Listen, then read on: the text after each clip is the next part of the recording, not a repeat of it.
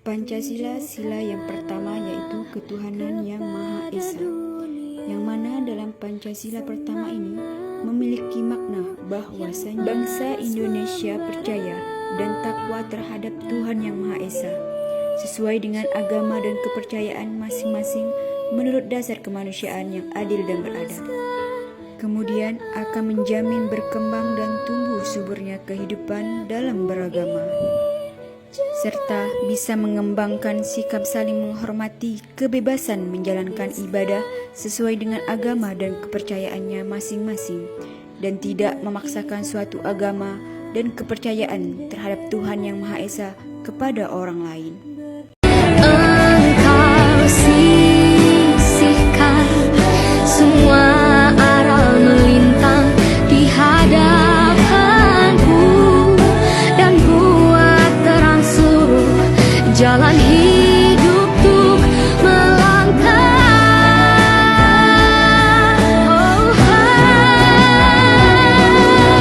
Terima kasihku padamu Tuhanku, tak mungkin dapat terlukis oleh kata-kata.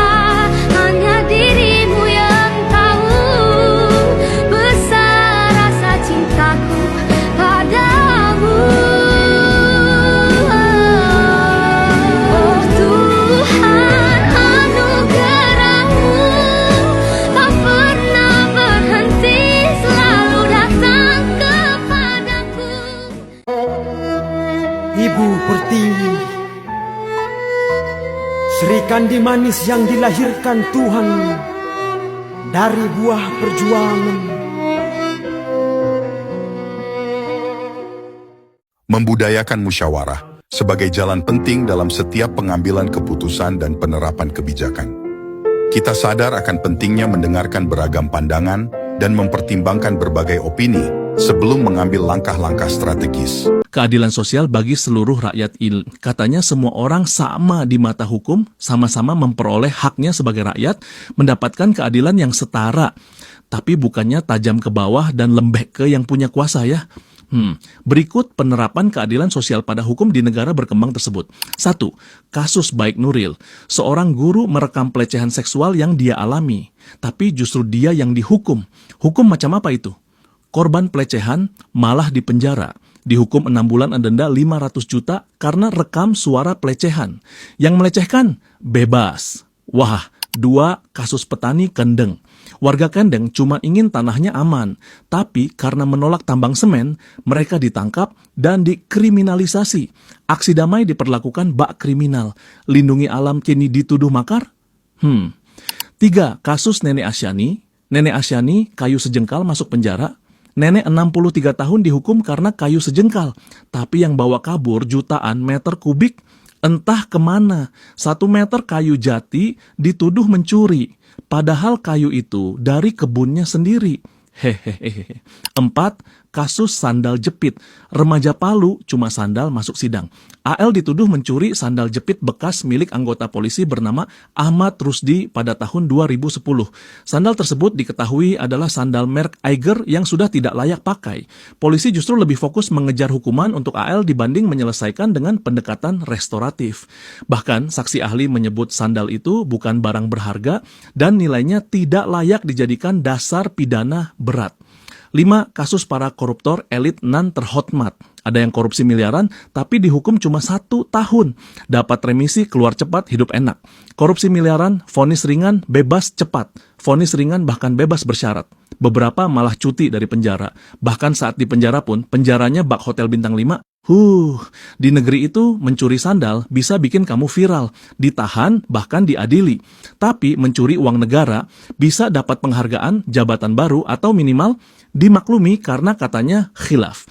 Ya, beginilah hukum di sana, tajam ke bawah dan kalau ke atas, tumpul bahkan nggak nyentuh sama sekali. Assalamualaikum warahmatullahi wabarakatuh. Perkenalkan, nama saya Muhammad Effendi, saya berasal dari Prodi Akuntansi. Terkait dengan nilai-nilai Pancasila di video yang saya share tersebut, saya dapat menyimpulkan bahwa di masyarakat Indonesia ini kita masih menerapkan nilai-nilai Pancasila.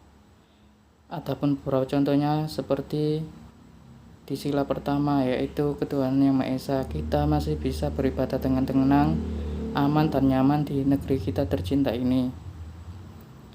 Dan juga kita masih sering menjumpai semangat masyarakat untuk saling membantu dan bergotong royong.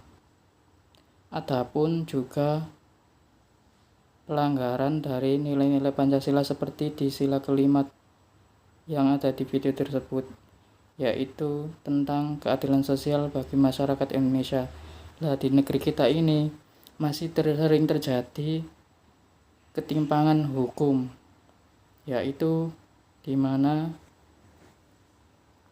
di pemerintah kita ini masih sering tebang pilih hukum, yang mana orang yang mempunyai pangkat atau bisa disebut pejabat biasanya mendapatkan keringanan hukuman daripada orang atau rakyat biasa yang melakukan pelanggaran hukum.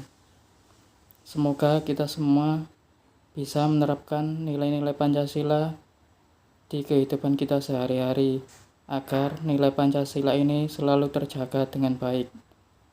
Itulah yang dapat saya sampaikan, kurang lebihnya mohon maaf. Wassalamualaikum warahmatullahi wabarakatuh.